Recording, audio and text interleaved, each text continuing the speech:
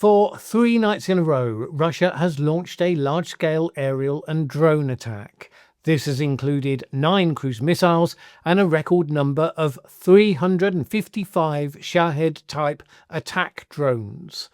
A large number of all those, including all of the cruise missiles, were intercepted, but still a significant number got through to their targets. The purpose of the assault seems to be a determined effort to impact Ukrainian morale and to persuade decision makers and influential voices in the West that Russian victory in Ukraine is inevitable. This is supported by Russia flooding the information space with calls for Ukraine to make concessions on its sovereignty and territory.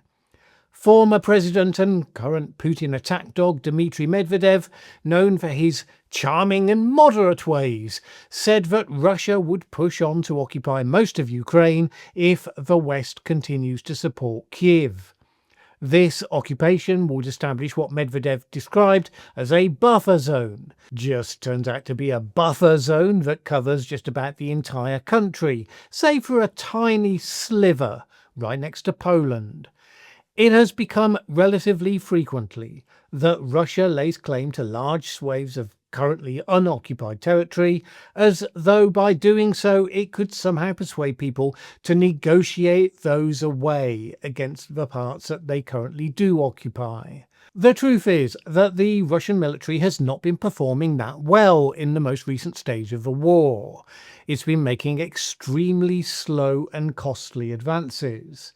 The Institute for the Understanding of War observed that Russian propaganda pushes tend to coincide with key decision moments amongst Western allies. It suggested it seems likely that the failure of the recent push for a ceasefire is seen as one such pivotal moment, where aggressive rhetoric and bombast could feed into feelings of hopelessness, and when Russia could get indications as to how robust or how weak Western sentiment is, and hence what opportunities they might have. And of course, Trump is a key target of this.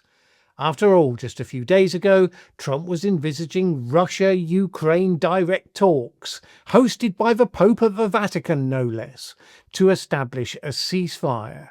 What's been obvious to everyone but Trump is that Putin does not want a ceasefire. He wants a defeated Ukraine. And while Putin sees keeping Trump broadly on side to be an interesting second-grade objective, it's not as important to him as his primary objectives. Writing last year, Dr. Samuel Ramani of the Royal United Services Institute noted that times of weak American leadership were seeing its adversaries escalating their actions. Now, he was writing just after Russian and Chinese jets had been intercepted carrying out a joint Arctic exercise.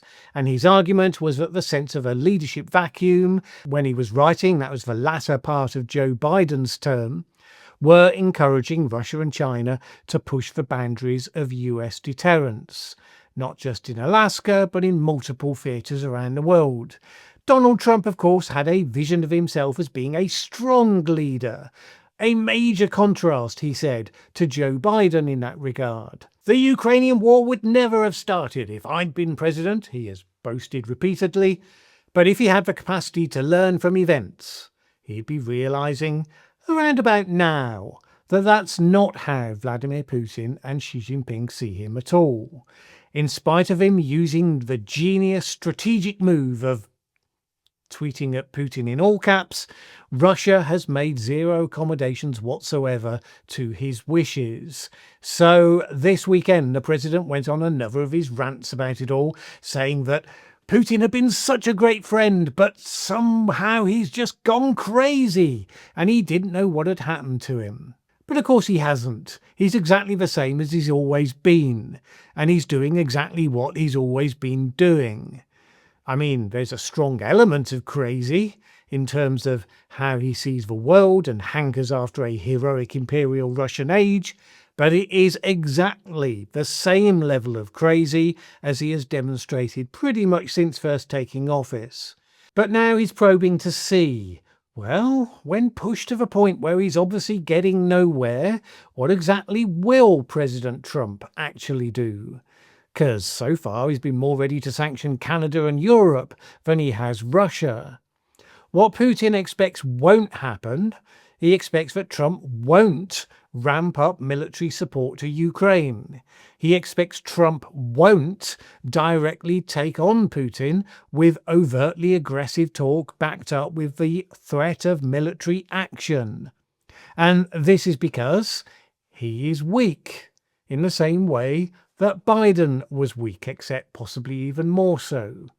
Biden's America was notable in its responses to Russia's aggression against Ukraine for its relative timidity, its fear that any escalation of support on its side could potentially result in rapid escalation on the other side and maybe nuclear war.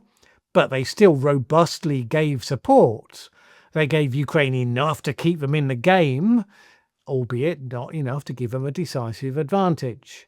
Now, that wasn't just Biden, of course. A number of the European countries, particularly Germany, played exactly the same game. So why is Trump continuing this process of being weak in the face of Russia?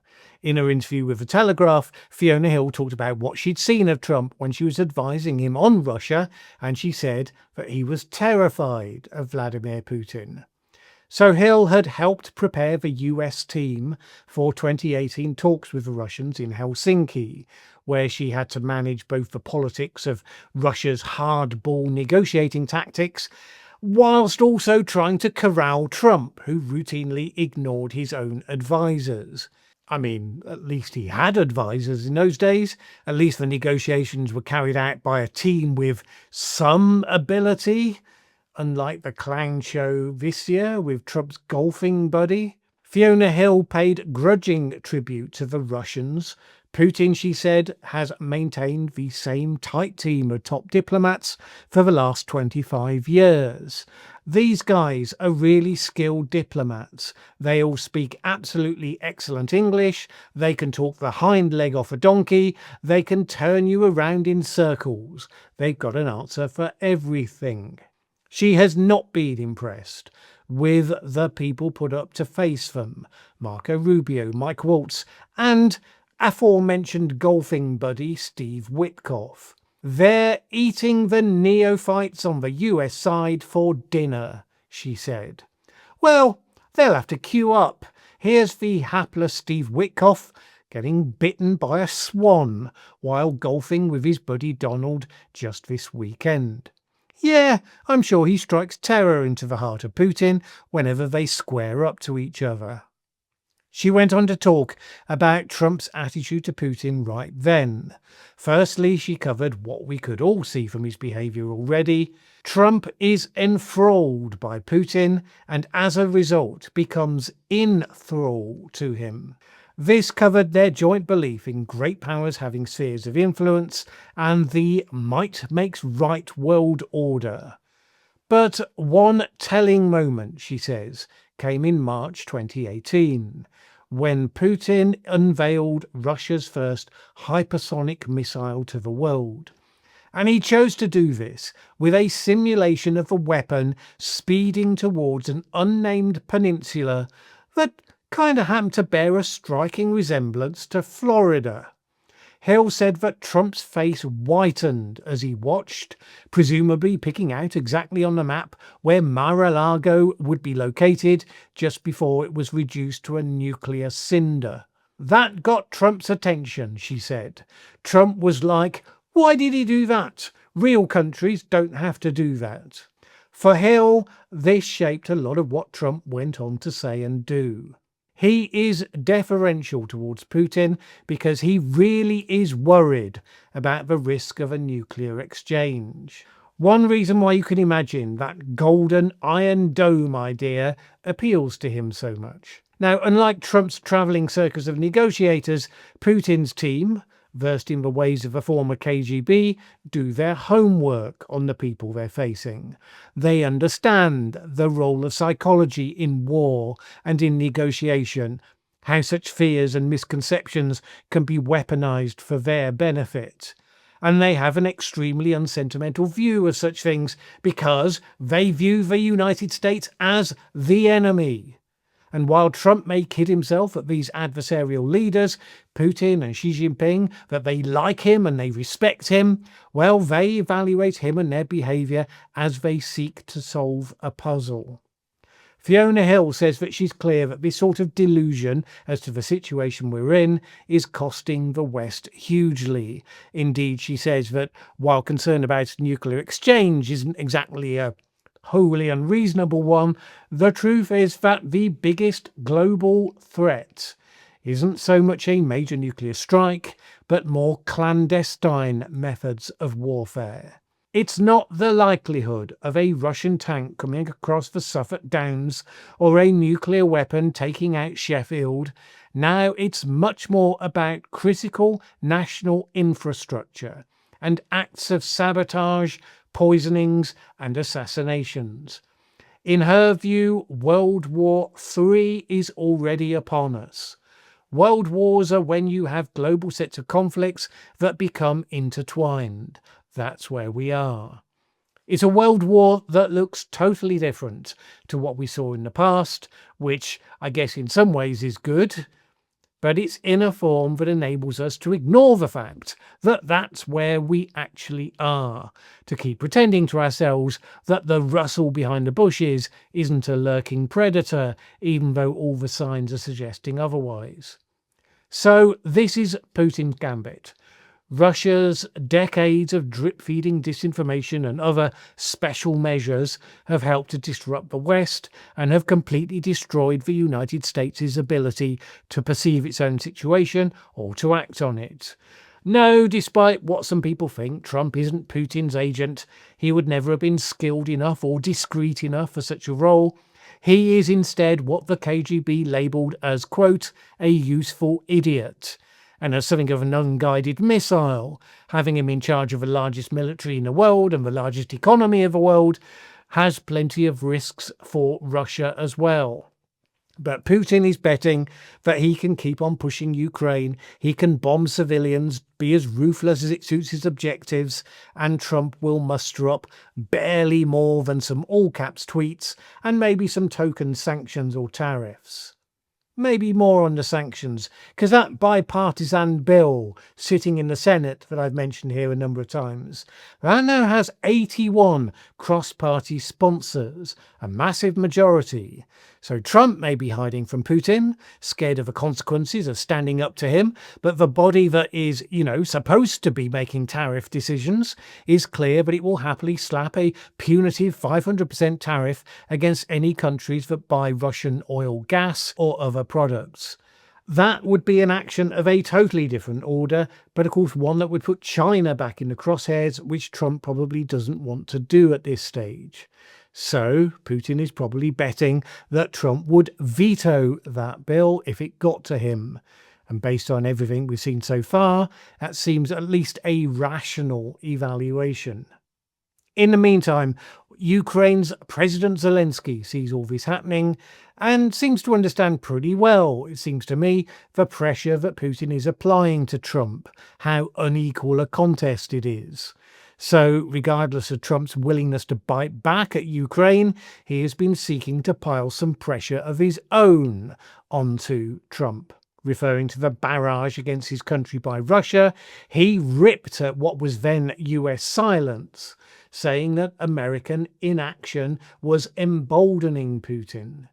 The world may go on a weekend break, but the war continues regardless of weekends and weekdays. This cannot be ignored, he said.